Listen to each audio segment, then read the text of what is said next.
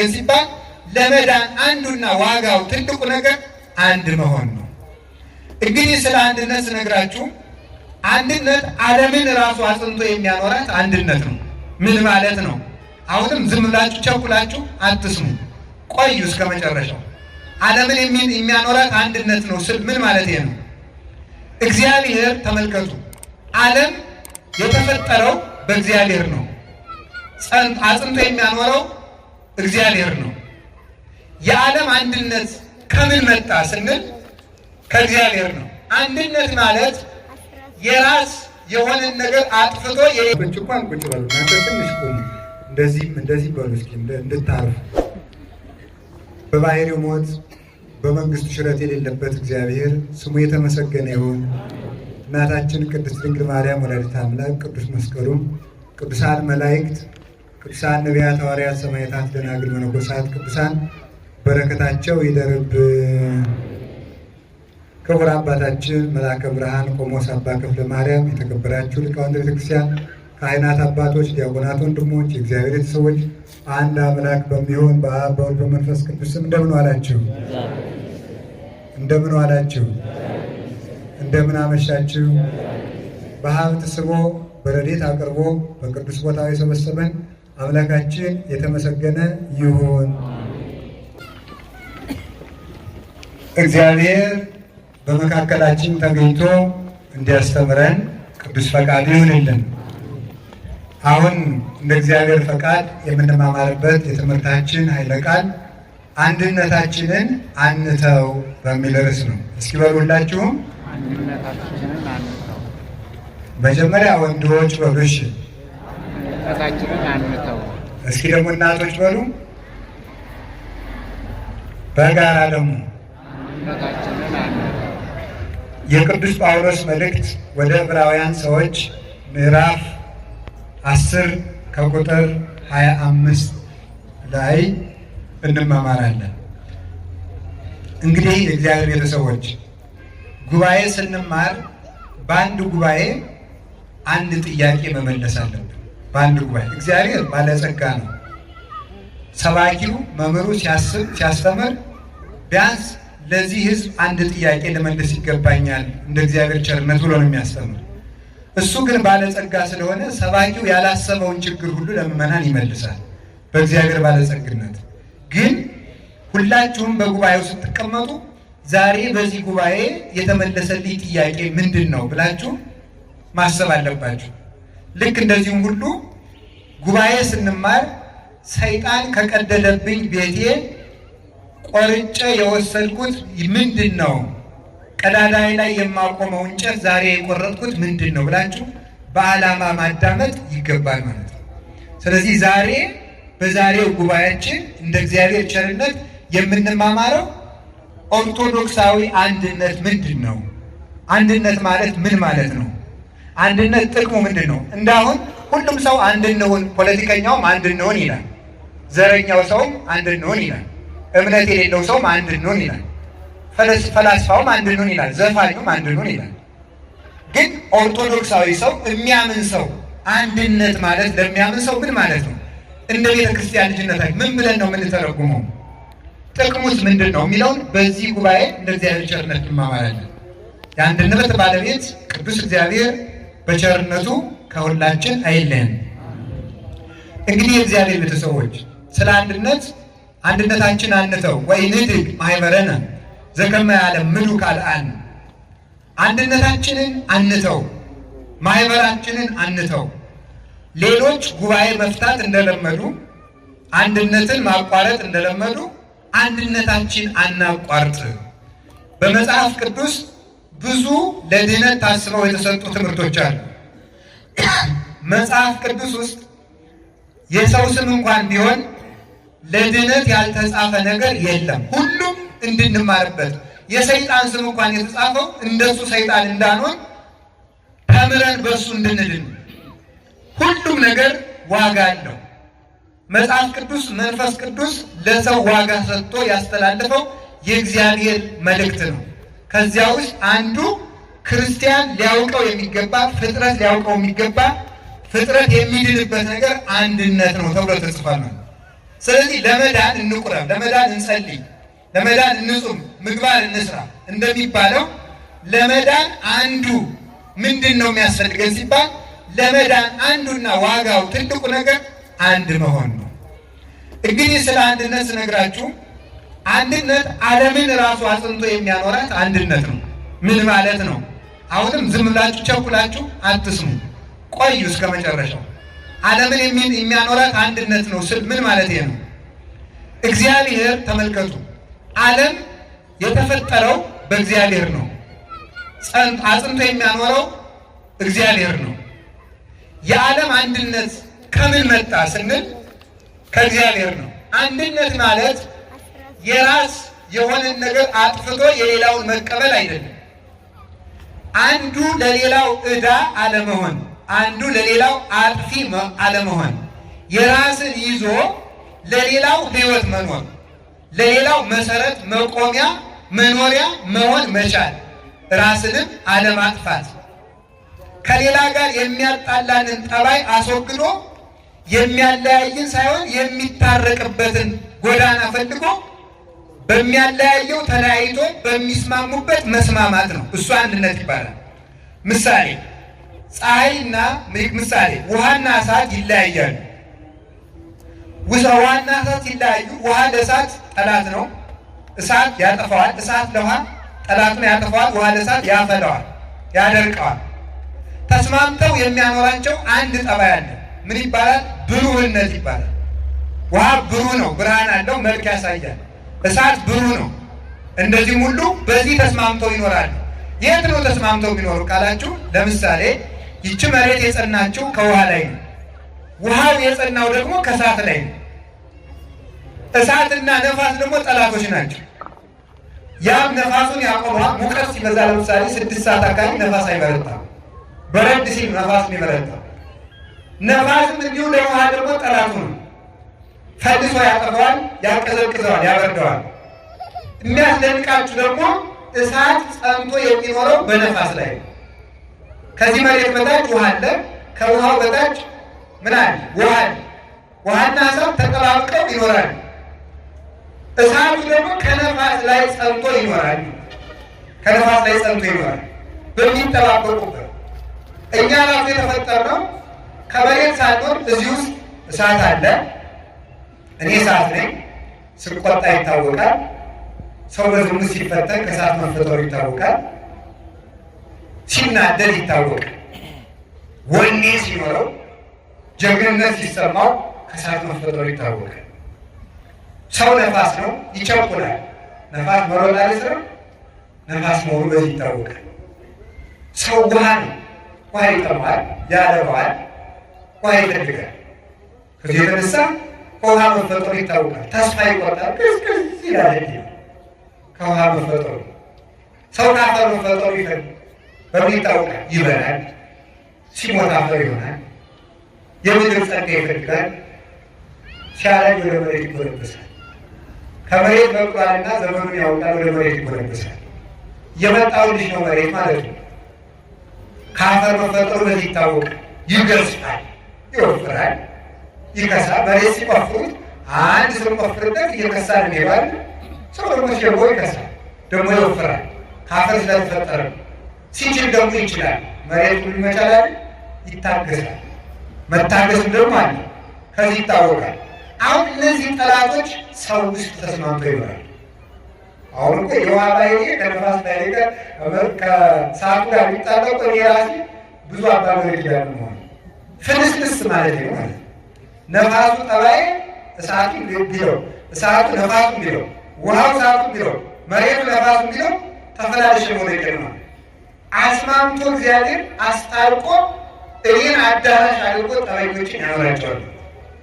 የእግዚአብሔር አንድነት ዓለምን አንድ አድርጎታል። አንድ ምድር፣ አንድ ሰማይ። እብነ አድማስ የሚባል የጸና የመሬት ዳርቻና የዚህ ጠፈር ዳርቻ እብነ አድማስ ይባላል። ሁለቱ የተያያዙበት ነው። ዋስተጣበቅዋ ዲበ እብነ ኮኩ ይላል በኢዮብ እንደተናገረ እንደ መሶብና እንደ መሶብ ክዳን ጠፈርና መሬትን አድማስ በሚባል ደንጊያ አስማምቶ አንድ ዓለም አድርጎታል። አሁን እኛ በዚህ ከረጢት ውስጥ ተቋጥረን ነው የምንመላለሰው። ችግር ቢገጥማት ጸጥ ይሄ ጠፈራለ መሬት ይሄና የመሬት አጥንቷ ሰውን አጥንቶ የሚያኖሩት ይባላሉ። ስጋ፣ አጥንት፣ ጠጉር ናቸው ይባላል። ሰውን አጥንተው የሚያኖሩት ምንድን ነው? ጅማት፣ ይቅርታ፣ ጅማት፣ አጥንት፣ ስጋ፣ ጠጉር አለ። መሬት ያለ እንደ አጥንት አለት አለ፣ እንደ ስጋ አፈር አለ፣ እንደ ጅማት የዛፍ ስር አለ። ግብርና ወደው የችግር ነው ጅማት ስላለ ጅማቱ እኮ መጽሐፍ ቅዱሳዊ እኮ ነው። እናንተ ጋር አሁን አግሪካልቸር ምናምን ያላችሁ ትሳኮራላችሁ እንጂ ቤተክርስቲያን ይቅር መስታስተብሮ ይሆናል። የመሬት አጥንቶ አለት፣ ጅማቷ ደግሞ ምንድነው? የዛፍ ስር፣ ጠጉሯ ደግሞ ምንድነው? ሳር ነው። መሬት ላይ ሰው እኮ ነው። ስጋዋ ደግሞ ምንድነው? አፈሯ። እንዲህ አጥንቶ ነው የሚያመራ አስማምቶ። አሁን ይህ አንድነት ከየት መጣ ስትሉ ከእግዚአብሔር አንድነት ነው። ከእግዚአብሔር አንድነት የፍጥረት አንድነት መጣ። ሥላሴ ዘላለም ጸንተው የሚኖሩ አንድ አምላክ ናቸው። አብ ወልድ መንፈስ ቅዱስ። የሚያጸናቸው ምንድን ነው? አንድነት። አንድ ልብ አላቸው አብ፣ አንድ ቃል አላቸው ወልድ፣ አንድ እስትንፋስ አላቸው መንፈስ ቅዱስ። ከዚህ የተነሳ ሥላሴ አንድ ሆነው ይኖራል። ከዚያሳ አንድ መንግስት፣ እሺ፣ አንድ ስልጣን፣ ከዚያስ አቲሙና ይኸውላችሁ አንድ መንግስት አላቸው፣ አንድ ፍርድ አላቸው፣ አንድ ህይወት አላቸው፣ አንድ ብርሃን አላቸው፣ አንድ ብርሃን አላቸው፣ አንድ መንበር አላቸው፣ አንድ ግዛት አላቸው። አብ ባለበት ዓለም ወልድ ይኖራል፣ መንፈስ ቅዱስ ይኖራል። ወልድ ባለበት ዓለም አብ ይኖራል፣ መንፈስ ቅዱስ ይኖራል። መንፈስ ቅዱስ ባለበት ዓለም አብ ይኖራል፣ ወልድ ይኖራል። አንድነት አጽንቶ ያኖራቸዋል። ተመልከቱ፣ እርስ በርሷ የምትለያይ መንግስት ትጠፋለች ይላል እግዚአብሔር። ጌታችን ኢየሱስ ክርስቶስ ማቴዎስ 12 ላይ ሲናገር እርስ በርሷ የምትለያይ መንግስት ትጠፋለች ይላል። ስለዚህ ሥላሴ ሞት የለባቸው፣ ሥላሴ ሽረት የለባቸው፣ ሥላሴ ሕማም የለባቸው፣ ሥላሴ ማጣት የለባቸው፣ ሥላሴ ድህነት የለባቸው፣ ሥላሴ ሐዘን የለባቸው፣ ሥላሴ ሁከት የለባቸው። ምንድን ነው እንዲያርጎ የሚያኖራቸው ስትሉ ስለማይለያዩ። እስኪ ስለማይለያዩ በሉ። ስለማይለያዩ ሥላሴ ለዘላለም ይኖራሉ። በአንድ መንግስት ጸንተው ይኖራሉ። አንድ መለኮት የሦስቱን አካላት አጽንቶ እንዲኖሩ ያደርጋቸዋል። አንድ መለኮትነት ማለት ተገናዝቦ መኖር። አብ ለወልድ ለመንፈስ ቅዱስ ልብ ሆኖ መኖሩ፣ ወልድ ለአብ ለመንፈስ ቅዱስ ቃል መሆኑ፣ መንፈስ ቅዱስ ለወልድ ለአብ እስትንፋስ መሆኑ፣ በአንድ እስትንፋስ ጸንተው ለዘላለም ይኖራሉ። እግዚአብሔር መንግስቱ ዘላለም የሆነበት ምክንያት ስለማይለያዩ ነው። ቢለያዩ ግን ለወልድ ለብቻው ሕይወት የለው፣ ለአብ ለብቻው ሕይወት የለው፣ ለመንፈስ ቅዱስ ለብቻው ሕይወት የለው። የሚለያይ ሕይወት ስለሌላቸው፣ የሚለያይ መንግስት ስለሌላቸው፣ የሚለያይ ልብ ስለሌላቸው፣ የሚለያይ ቃል ስለሌላቸው፣ የሚለያይ እስትንፋስ ስለሌላቸው አሐቲ ቅድምና ሆሙ ለሥላሴ ዋሕዱ እሙንቱ በቅድምና። የሥላሴ ቀዳማዊነታቸው አንድ ነው፣ መንግስታቸው አንድ ነው። በቀዳማዊነትም አንድ ናቸው። ይህን ለየብቻ ምክርም ቃልም የላቸውም። አብ ወልድ መንፈስ ቅዱስ ይኬኑ፣ አብ ወልድ መንፈስ ቅዱስ ያሰለጥኑ፣ አብ ወልድ መንፈስ ቅዱስ ስማ ይገቡኑ፣ አብ ወልድ መንፈስ ቅዱስ ይሄልዩ፣ አብ ወልድ መንፈስ ቅዱስ ይሰምሩ፣ አብ ወልድ መንፈስ ቅዱስ ይገብሩ፣ አብ ወልድ መንፈስ ቅዱስ ያስተዋድዱ፣ አብ ወልድ መንፈስ ቅዱስ ያጣጡ። በቃ ማከናወንም አንድ ነው። ማከናወንም አንድ ነው። መስጠትም አንድ ነው። መንሳትም አንድ ነው። ማሰልጠንም አንድ ነው። ምክርም አንድ ነው። ፈቃድም አንድ ነው። መስራትም አንድ ነው። መፍረድም ማንጻት። አብ ወልድ መንፈስ ቅዱስ ያነጹ፣ አብ ወልድ መንፈስ ቅዱስ ያጸርዩ፣ አብ ወልድ መንፈስ ቅዱስ ይቀድሱ። ማንጻትም አንድ ነው። ማጥራትም አንድ ነው። መቀደስም አንድ ነው። መባረክም አንድ ነው። አብ ወልድ መንፈስ ቅዱስ ይመክሩ ይሰሩ፣ አብ ወልድ መንፈስ ቅዱስ ያለምዱ፣ አብ ወልድ መንፈስ ቅዱስ ይምዱ። ምክር መስጠት በመንገድም አንድ ነው። ሰው መሳብም አንድ ነው። ማልመድም አንድ ነው። አብ ወልድ መንፈስ ቅዱስ ያጠርቁ፣ ማጽናትም አንድ ነው። አብ ወልድ መንፈስ ቅዱስ ያለብሱ፣ ማልበስም አንድ ነው። ያሞግሱ አንድ ነው። ያከብሩ አንድ ነው። ይነብሩ አንድ ነው። መፍረድም አንድ ነው። ፍርዳቸውም አንድ ነው። መመርመራቸውም አንድ ነው። ጥበባቸውም አንድ ነው። እውቀታቸውም አንድ ነው። በአንድ ጸንተው ስለሚኖሩ የእግዚአብሔር መንግስት የሚባለው አቤቱ መንበርህ የዘላለም መንበር ነው ይባላል። መንበርህ የዘላለም መንበር ነው። አንድነት ስላለ ነው። መለያየት ስለሌለበት የእግዚአብሔር መንግስቱ የዘላለም ናት። መለያየት በሌለበት ሕይወት አለ። መለያየት በሌለበት ጽናት አለ። አለመለወጥ አለ። እኔ እግዚአብሔር አምላካችሁ አልለወጥም። ለምን? መለያየት ስለሌለ። እኔ እግዚአብሔር አምላካችሁ አልለወጥም። እስመ ስም ከተመለኮት ዘዲበላዊሁ ኢይተነትን እምዛሃለወቱ በባሕርዩ ጸንቶ ያለ ጌትነቱ አይፋለስም፣ አይታወቅም። ንሕነሰ የሚለው አይደለም። ተመልከቱ። ንጠፍ ወይን ሄዱ እስመ ቅሩሙ ስናነ በዲበ አንቀጽ። እኛ ግን እንጠፋለን፣ እንለወጣለን። ለምን? መለያየትን አምጥተናልና። አንተ አቅደምከ ሳርወታ ለምድር፣ አንተ አቤቱ ከጥንት መጀመሪያ ምድርን መሰረትካት።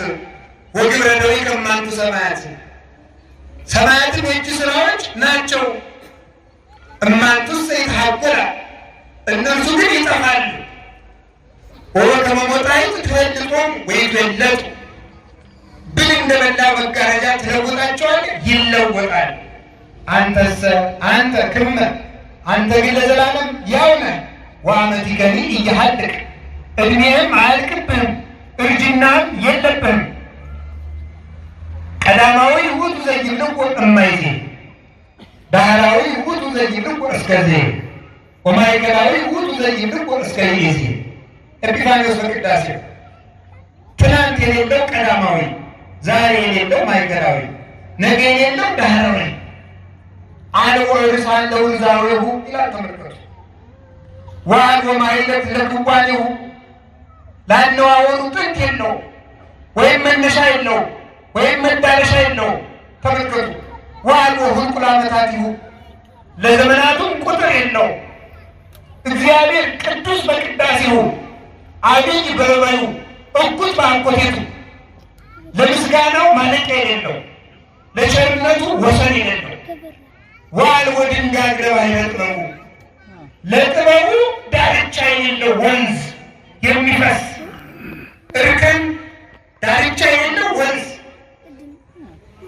የማይደርሱበት ሰማይ፣ የማይዋኙት ባሕር፣ የማይታወቅ ሰላም፣ የማይጠፋ ብርሃን፣ የማይሻር ንጉሥ፣ የማይደኝ ባለጸጋ፣ የማይሞት ሕይወት ማን ነው? እርሱ እግዚአብሔር። ለምን? ስለማይለያይ፣ የማይለወጡ ስለማይለያይ፣ የማይታወቁ ስለማይለያይ፣ ጸንቶ የሚኖረው ልዩነት ስለሌለበት ነው። በእግዚአብሔር ዘንድ ልዩነት ስለሌለ ከዚያ እግዚአብሔር ይህንን ዓለም አንድ የሆነው እግዚአብሔር ይህንን ዓለም ፈጠረ። ዓለምንም አስማምቶ አንድ አድርጎ ፈጠረ። ዲያብሎስ መጀመሪያ ይህንን አንድነት ማበላሸት ፈለገ። የመጀመሪያው አንድነት የመላእክት አንድነት ነው። ተነሳና መበተን ጀመረ። እኔ ፈጣሪ ነኝ አወቀ። ዲያብሎስ ዓለምን ማጥፋት ሲጀምር ጠብ የሚጀምር በምንድን ነው ካላችሁ፣ አንድነትን በመበተን ነው የሚጀምር። ማኅበረ መላእክትን በመበተን ጀመረ። እዚያ ውስጥ ቅዱስ ገብርኤል ተነስቶ ማኅበሩን እስከሚያጸናው ድረስ ወኃይልኦ መልአከ ሰላም፣ በቃሉ የሰላም መልአክ ቅዱስ ገብርኤል ጎበዝ ላይ ያለንበት እንጽና ብሎ ጠንክሮ እንደሚያዋጋ አርበኛ አይዟችሁ በርቱ ብሎ ፈርቶ ሊሸሽ ሊበተን የነበረው ወታደር እንደሚያበረታ የጦር መሪ የሃይማኖት አርበኛ ሆኖ በቅዱሳን መላእክት መካከል ሰላምን ሰብኮ አጸናቸው። ማለት አንድነታችን ተዋነቅት ቢገባንም ባይገባንም ቢረዳንም ባይረዳንም ፈጣሪያችን እስኪመጣ ድረስ በያለንበት ቆይተን ማኅበራችንን ጠብቀን ማኅበራቸውን ጠብቀው አንድነታቸውን አጸኑ። የተበተኑትን ግማሹን የአየር ጋኔን አድርጎ በተኑ፣ ግማሹን እንጦሮጦስ አወረዱ፣ ግማሹን የመሬት ጋኔን አድርጎ ዛሬ ይበጠብጣል። የጸኑት ግን ምን አለቻቸው? እግዚአብሔር ጽናታቸውን አይቶ ከወደ ምስራቅ ብርሃን አጎረፈላቸው። ያ ብርሃን ሲጎርፍላቸው ወይት ብርሃን ኮነቶሙ አይምሮ፣ ይህች ብርሃን ለቅዱሳን መላእክት ምን ሆነቻቸው? እውቀት ሆነቻቸው። ያ ተመልከቱ፣ ለቅዱሳን መላእክት የወረደው ብርሃን የወረደው ከምንድን ነው የተነሳ? ከአንድነት ነው። አንድነት ባለበት ብርሃን አለ። ብርሃን ባለበት እግዚአብሔር አለ። እግዚአብሔር ባለበት ሰላም አለ። ሰላም ባለበት ሀብት አለ። ስለዚህ ከዚህ የተነሳ ያንን አሸንፍ ቀጥሎ የነበረው የአዳምና የሔዋን አንድነት ነው። ያንን ይዞ ገነት ተጠበቀ። ሔዋንን ከአዳም ጋር አጣለ። አያችኋል? አዳምና ሔዋን ከወደቁ በኋላ ሲጠየቁ ምንድን ነው የጀመሩ? መለያየት አለ የጀመሩ። አዳም ለምን ዕፀ በለስ በላ? የፈጠርካት አሳሳተችኝ አለ ሔዋን። ከዚህ በኋላ ምን አለ? ከዚህ በኋላ ተመልከቱ፣ አንቺን ማየት ፈጽሞ አልፈልግም አለ። እንደውም አንድ ቀን ምን አደረገ መሰላችሁ? አላችሁ የላችሁ? እግዚአብሔር ከሁላችን ጋር